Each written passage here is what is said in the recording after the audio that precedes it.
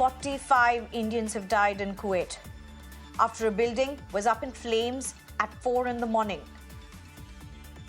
It resulted in huge, thick clouds of black smoke that led to the suffocation of most of the victims, according to officials from the Interior Ministry and the Fire Department, sending shockwaves. Many were charred to death in their sleep, according to reports. Some managed to escape narrowly. The families are awaiting the charred bodies that are likely to reach tomorrow morning. ये कितने बजे हादसा हुआ था भाई? वो 4:30 बजे से। 4:30 बजे। फिर आपने कैसे बचे आप? हम तो सुबह आदमी लोग जो हल्ला कर रहा था रूम पे, इसलिए हम जागा। बाद में हम लोग शीशे खोल के बाद में वो जंप नहीं किया। हाँ। वो केबल तार था, उसमें बांध के। अच्छा, केबल तार। अच्छा, केबल तार से बाहर नीचे उतरे। ओहो, वो 3 आदमी जैसे उतरा उसमें। अच्छा, 4 आदमी जैसे। अच्छा। और दूसरा रूम का आदमी इधर आके उतरा। There were 195 people living in a 6-story building, many holed up, far beyond the building's permissible limits, according to local officials. Not new for anyone who has been closely tracking working conditions of bulk of immigrants in the Middle East. A senior police commander claimed authorities had warned against housing too many workers in a single accommodation, but didn't specify if regulations had been flouted. باكر القوى العاملة راح تشتغل هم عليها تكدس العمالة. أنا الحين بشوف شنو موجود المخالفة هني، وصاحب العقار هذا راح تحفظ عليه أنا لما أشوف تكدس العمالة وإهماله. Prime Minister Modi chaired a high-level meet. MOS External Affairs Kirtivardhan Singh was rushed to Kuwait. Chief Minister Pinarayi Vijayan chaired a crisis meeting. Minister Veena George is in Kuwait. The Indian community remains the largest expatriate community in Kuwait and has already crossed the 1 million mark. With a 1 million-strong diaspora and the largest expatriate community in Kuwait, Indians constitute 21% of Kuwait's total population and 30% of its total workforce. For decades, a disproportionately large share of Indian workers in the Gulf have been drawn from Kerala. Bulk of them carpenters, masons, domestic workers, fabricators, drivers, food delivery riders, courier delivery boys, low and medium skilled labor. But one of the common links between Kuwait and other Middle East countries, apart from higher wages that Indian immigrants earn, are the terrible work conditions, cramped up living spaces, often living in harsh conditions, cramped rooms in semi-constructed buildings or in labor camps like the one in Mangaf that was gutted on Wednesday. Many opt for Gulf countries not only because of the high demand for unskilled Indian workers, but because the earnings are significantly higher than at home in India. Look at this. In Kuwait, a low-skilled to a mid-skilled Indian immigrant may earn anything between 24,000 to 84,000 rupees in a month. Far more than what India can offer them. These crises are a result of a chronic indifference towards addressing migrant rights, safety and working conditions in destination countries, and the lessons that we have refused to learn.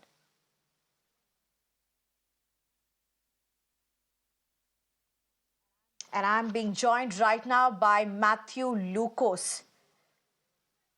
In fact, Mr. Matthews, let me get the name correct. I'm being joined by Mr. Matthew. Thank you very much, sir.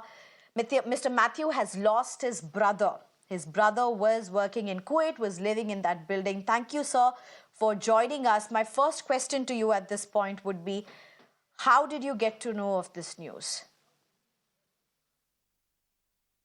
Madam, जब मैं पहले Kuwait में रहता था, ये building का बगल में आधा किलोमीटर दूर है, आधा किलोमीटर दूर में रहता था। हमको मालूम था ये बिल्डिंग में आग लगा जैसा टीवी में प्रोग्राम आ रहा था।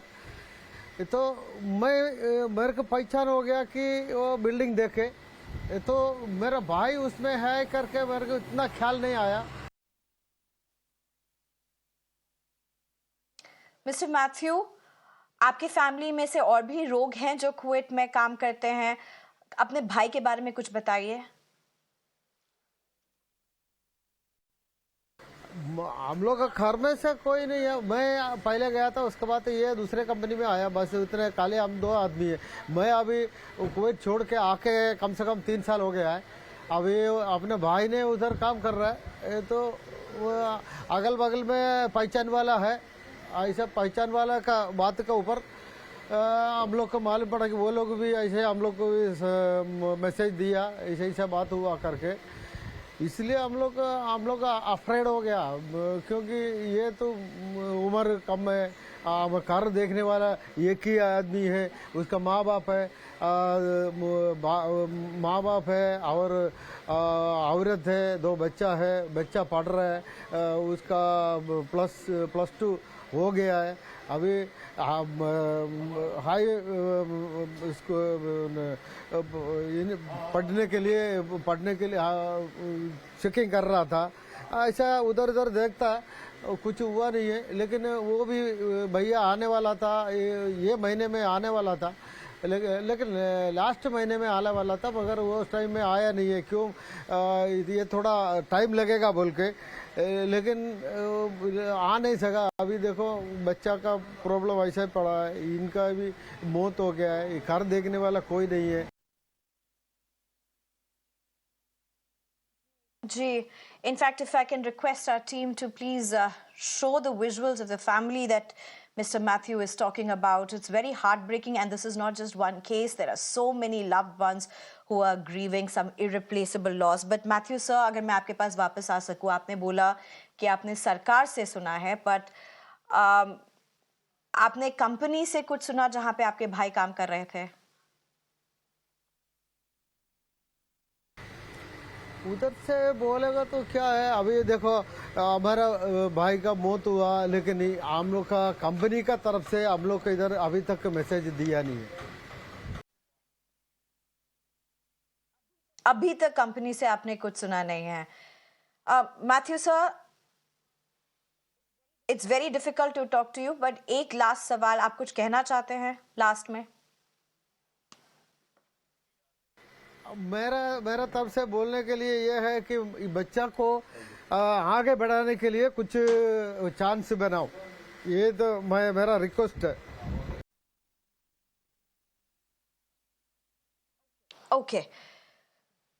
We spoke to Mr. Matthew. He's just one of those who are grieving the loss. Thank you, Matthew, Mr. Matthew, for joining us. बहुत शुक्रिया हमारे साथ जुड़ने के लिए. Let's also just quickly listen in to some political reactions that are emerging, some strong points that are being made. I had 5 years ago, when I was chairman of the External Affairs Committee, I had been pressing the government and the Ministry of External Affairs to do a revised immigration bill to produce provisions that will guarantee better conditions for our migrant workers. I'm shocked that in the 5 years since I had given the suggestion to the ministry and the ministry had accepted it, that no bill has come. And it's really been a dismaying matter. We need to act promptly to create the capacity to support our migrant workers wherever they go. So I would urge the government to, without any delay, come back to Parliament with a serious bill that will enhance the protections for our migrant workers wherever they go. Well, a very important point being raised, and there are so many others that this particular incident raises. I'm being joined at this point by Irudaya Rajan, who's a chair for International Institute of Migration and Development India, Revan D'Souza, who's a managing editor for Kuwait Times, Babuji Bhateri, who's a social and cultural activist presently in Kuwait, and I'm going to shortly be joined also by Prabhu Dayal, who's a former diplomat. Thank you very much, all of you, for joining us. Mr. Irudaya Rajan, I would like to come to you first, but I think there's some thing that needs to be fixed with your connection and the frame. Let me just go across at this point to Revan D'Souza. Mr. Revan, thank you for joining us. Could you give us a sense of what is unfolding right now? Have you been able to find out what the cause is? I'm being told it seemed to have been a short circuit at this point. Do we have clarity on that? What are the actions? Have there been any arrests that have taken place at this point? Yeah, there's. Thank you for having me. And yes, the fire department has declared that the cause of the fire was a short circuit. So that puts to rest a lot of doubts about various other reasons. The investigations are being done very speedily. The autopsies, the forensics have been also done very speedily. We expect all the mortal remains to leave Kuwait today, hopefully by late night by an Indian plane. The minister came in, visited all the injured. They are getting treated at some of the best hospitals. So things are moving much faster at a much faster and quicker pace than it usually does. And I think it's very unfortunate this mishap happened in one of the building.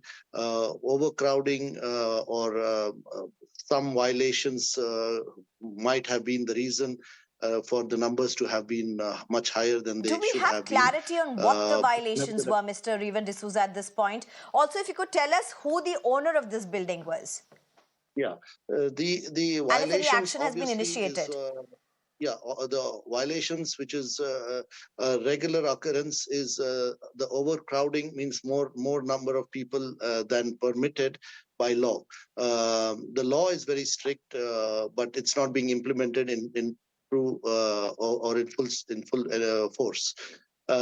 Also, I think there were some gas cylinders at the basement, at the ground floor, and things that should not have been there. But this is pretty common in most labor camps, housing almost 195 laborers who are in and out on a daily basis. Many other reasons, but definitely the fire it's the hot summer months. There are a lot of fires caused due to overheating, overload, and this is a frequent occurrence, Okay. but not. Okay. Unfortunately, this mishap led to the death of so many people, which is really shocked the Indian community and the local community. Ex gratia payment has been announced from various Absolutely. levels, from state governments, from the Prime Minister's office, from the company itself. Okay. So there is immediate action being taken in terms of that. To calm nerves but Okay. I don't know, the violations now are being Okay. looked Let me at just in the try whole and area, no, I various get other that places. point. So let me also just get the other panelists in for their Yeah. introductory remarks as well. Irdaya Rajan also joins us at this point. No one knows migration numbers, immigrant numbers better than you, particularly for Kerala, vis-a-vis also India for that matter. Mr. Irdaya Rajan, thank you for joining us. My first question to you, when you heard what happened in Kuwait, did it surprise you? Not at all, because I have seen Gulf for the last 25 years through my research.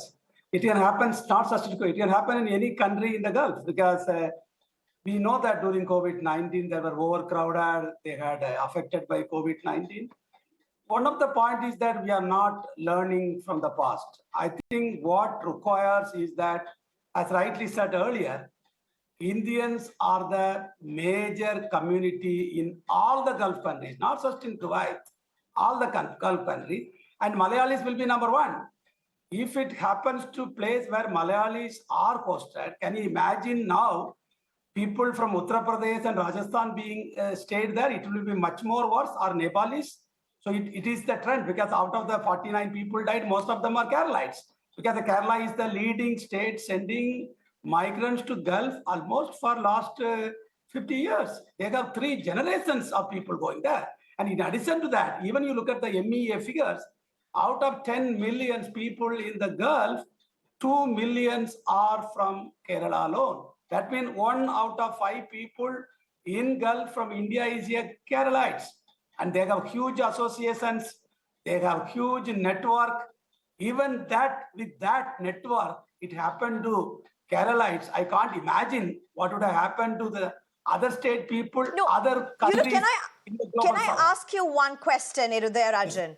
Can I ask you one question? Do you believe the Indian immigrants, particularly the people who are working in lower or mid skill, in Middle East or in other countries for that matter are an invisible lot unless it comes to the remittances. Do you think that is a correct thing to say? No, I know I used to tell several times, I think we are always worried about remittances. Always worried about remittances. Today, India is number one with $120 billion. But we never discuss about migrant unless there is a crisis like COVID, or the Dubai exposure, or the Qatar World Cup, or like what happened in Kuwait. We are not talking about them because, for example, I'm sitting in Kerala. They are the lifeline of the Kerala economy. And according to the latest estimate, 2 lakh crores came to Kerala's remittances. Can you imagine how much they are contributing, but we never bother about them? I think this is a very, very, very serious thing. I think we have signed agreement with all those countries. India has signed several MOUs with all the countries. I think we have to make it happen. Okay. And as I also echo with what Shashi Tharoor said, we have to talk about immigration policies. We have to talk about number. Unfortunately, migration statistics are very poor in this country. Even take the example of Russian war. We don't know how many students were in Russia. We were going and fetching them up. So I think we should not wait for crisis to happen. I think time to start thing now. Okay. Because they may be invisible in migrants, but they are visible in remittances. Like you heard the family. In Kerala alone, we have 1 million married women whose husbands are away in the Gulf countries. 1 million. You have seen only one family where the husband passed away. You see the wife and children. 1 million. So you can imagine 1 million married women in Kerala, their husbands are Gulf. I think we have to think seriously. Right. We have to think about emotions of migration. We only talk about money. I think emotions of migration to be looked into that. And the Indian embassy. Probably I think that Indian embassy located in Qatar. The emotions, with the 1 cost, million people, all 1 of this, million and the people. risks. And to ensure that the Indian migrants who are working there are given their due. I'll just get back to you, sir. Let me also just go to the other panelists at this point. I'm also being joined by Prabhu Dayal, who's a former diplomat. Thank you very much for joining us, Mr. Prabhu Dayal. But before I come to you, let me just go across to Babuji Bateri right now. Babuji Bateri, thank you for your patience. You've been waiting for a while. My first question to you, you are a social worker in Kuwait. You were there when this horror unfolded. You were there seeing the rescue operations happen. You were there seeing the charred bodies being taken to the hospital. As a person who's a social worker in Kuwait,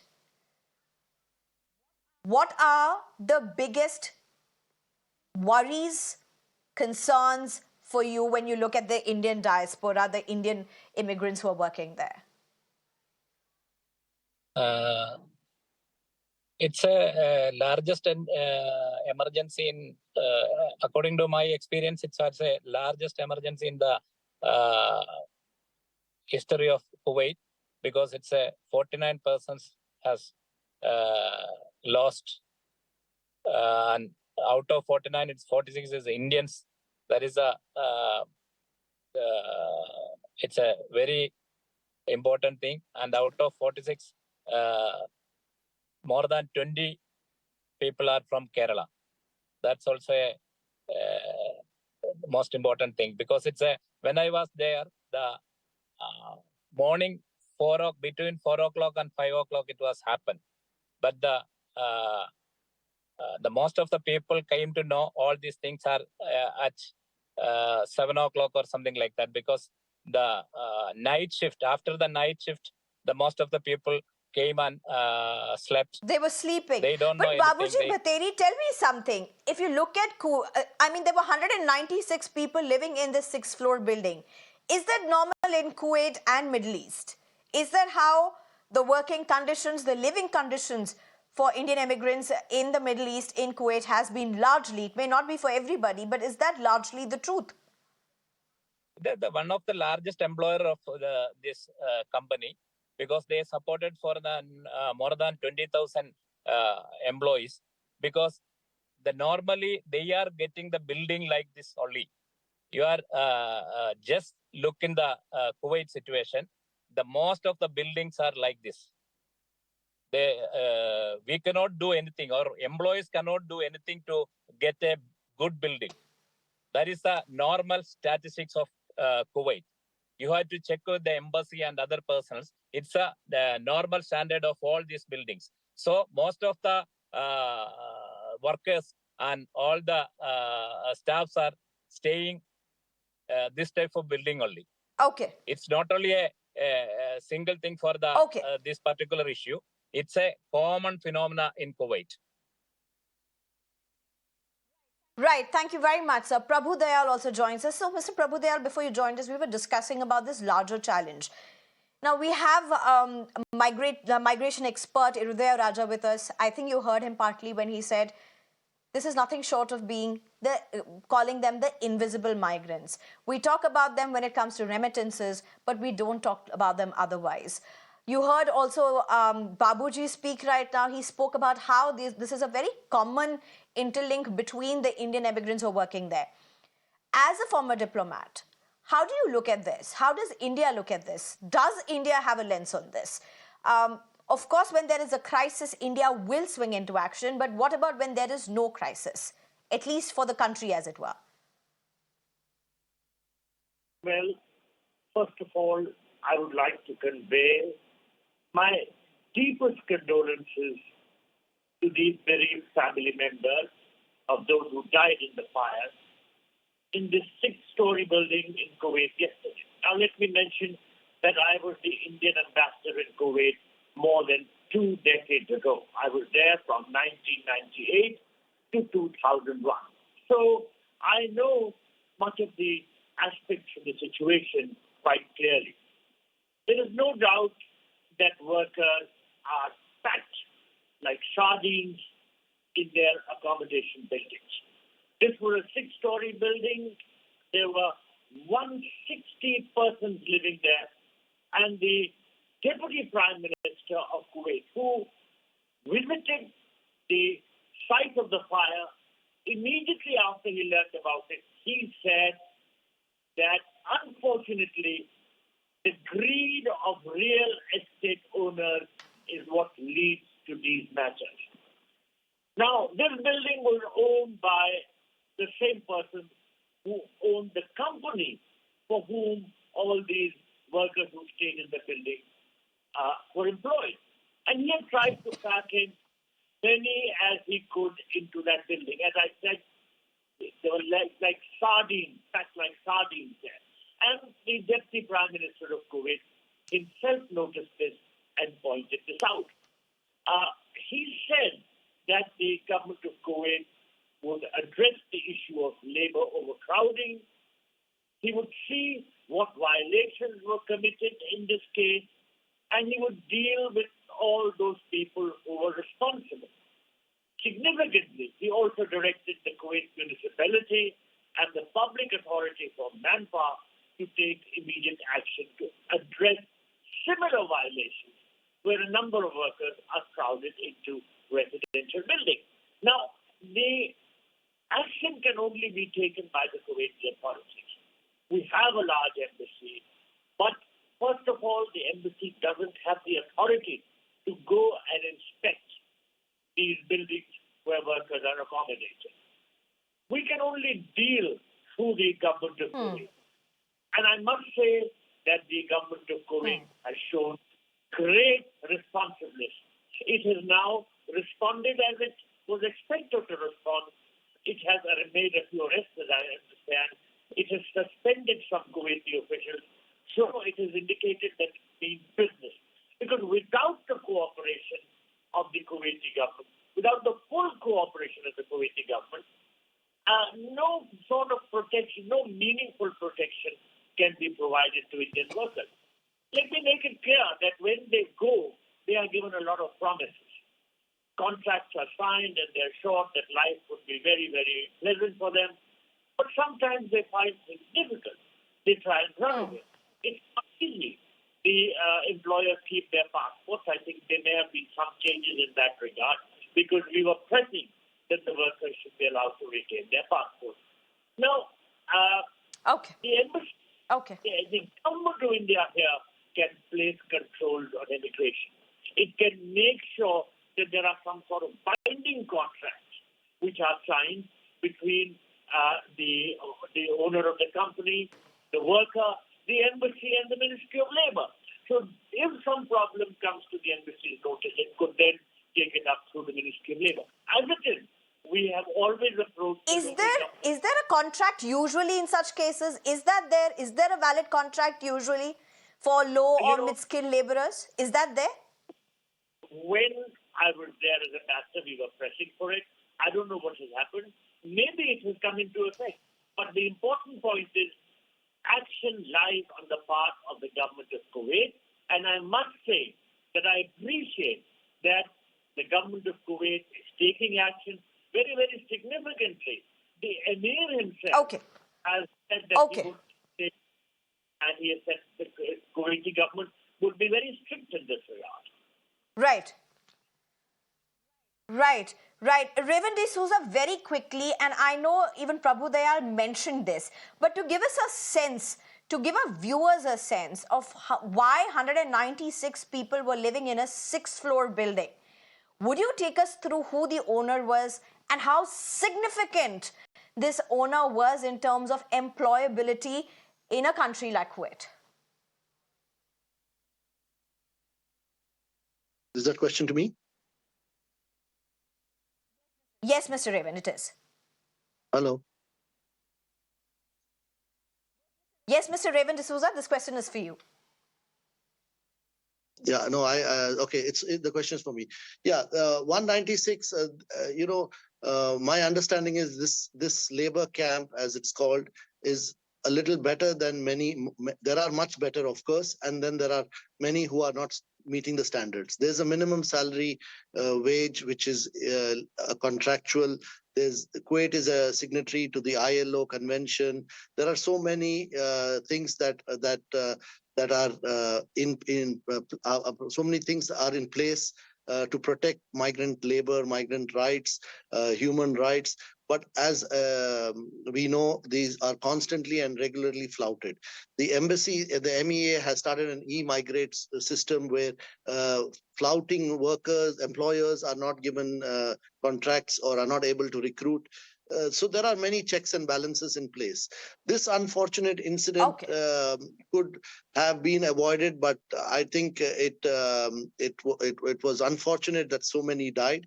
The employer, who is an Indian, along with his Kuwaiti partner, are fairly well known. They have, as Mr. Babuji mentioned earlier, they have almost 20,000. They have been part of the Kuwait growth success story. So there was no deliberate intention or malified,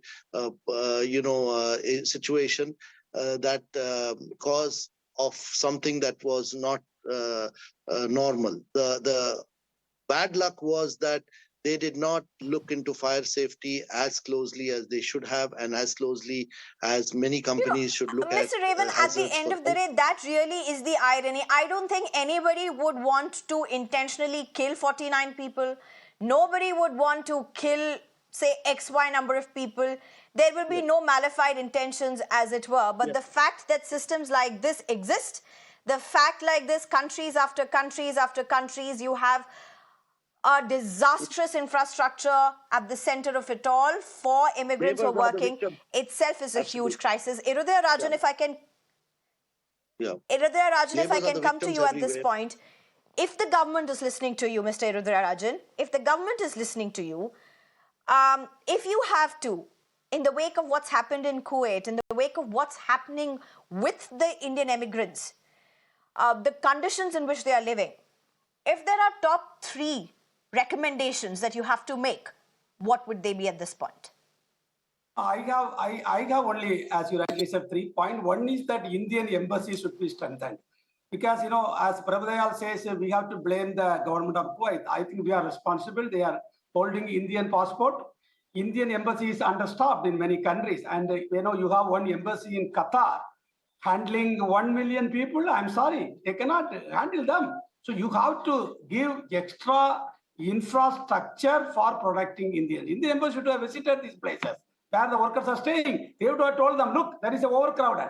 So I think we need lot of labor officers to work. That's the one point. Indian embassy should be strengthened. The second point is we have to have a mechanism to look at the recruitment system in the country. because recruitments people, some of them, not all of them, they are selling dreams to the poor migrants, selling dreams in the name of higher salaries. But I have seen during COVID-19, there are wage theft, salary was not paid, they were cheated in the daylight. I think this has to be looked into that. And finally, I think I would like, this more, that when Prime Minister Modi came to power in Modi 1.0, we had a Ministry of Overseas Indian Affairs. Now he is Modi 3.0. It was cancelled in his 1.0. I think we have to bring a ministry to handle overseas Indian affairs to come back. I think they need separate attention. They cannot be with the Ministry of External Affairs. We need a ministry. We have 20 million workers, 20 million diasporas. They need a separate ministry with a minister to handle situation. I don't think MEA can handle several things. We need a separate ministry, which was there when Modi took over power in India in Modi 1.0. My last question to you, Prabhu Dayal, and I don't have much time, a minute to you maybe, to what Prabhu Dayal said, to what Irudaya Rajan said, and you earlier mentioned that the embassy doesn't have the power to go and inspect these buildings, such as the building that was up in flames. Now, my question is it required that these embassies should have greater teeth? Can this be a mandate given to embassies? Because Indian government is looking at a very strong Indian government. It's looking at bolstering how India is literally viewed across the world. And the way how migrants get treated abroad is also very crucial to how India is seen. Of course, India has the responsibility to protect its migrant workers and has been doing and will continue to do everything that is possible to protect the workers who go abroad. Of course, the responsibility for implementing local rules which relate to the welfare of such workers lies with the local authorities. And in this case, it is the municipality officials and the manpower the manpower department officials who have this responsibility. And very significantly, the Emir of Kuwait has said that he has ordered an immediate investigation, not only into the cause of the fire, but also into which officials should be held accountable. So the responsibility really lies with the government of Kuwait, and I'm heartened to note that at the highest level, the Kuwaiti government is taking action. Right. As always, our aim at Beyond the Headline has been, it's not just a focus on the problem, but it's dialogue, it's conversations to ensure that we are able to take the issue forward, to able to understand the different aspects and to facilitate the government in taking better decisions. As Modi 3.0 begins, the government begins to work. Here we had a panel of Irudaya Rajan, as well as Revan D'Souza and Prabhu Dayal, joining us, giving us deep insights into what this crisis means and the larger picture around it. Thank you very much, all three of you, including Babuji Bateri, who left us a while ago in the middle of the show. Thank you very much, all three of you, for joining us and joining us in some very important perspectives.